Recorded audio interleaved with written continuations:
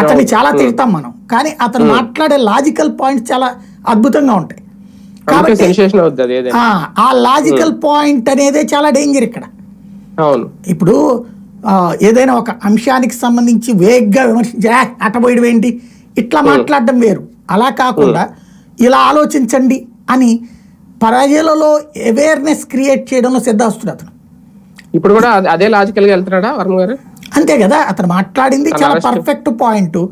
విమర్శకే కనుక అరెస్టులు కరెక్ట్ అయితే దేశంలో 80-90% మంది జైల్లోనే ఉండాలి. ఎందుకు? ప్రతి ఒక్కడికి విమర్శిస్తూనే ఉంటాడు ఇంకొకడిని.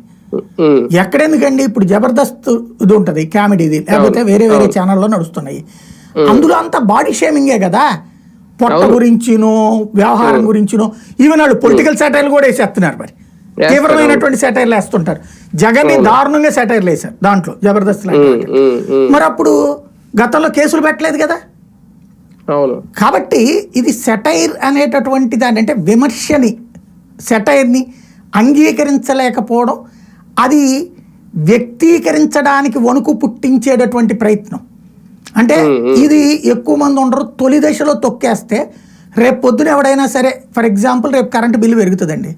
ఇదివరకు ఏం చేసేవాళ్ళు, కరెంటు బిల్లుది ఓసారి గుర్తుకు తెచ్చుకుంటే మనమే వీడియో చేసేవాళ్ళం మొదట, ఇదిగో కరెంటు బిల్లు జగన్ ఎంత పెంచేసాడు ఏంటి అన్నది. చేసిన తర్వాత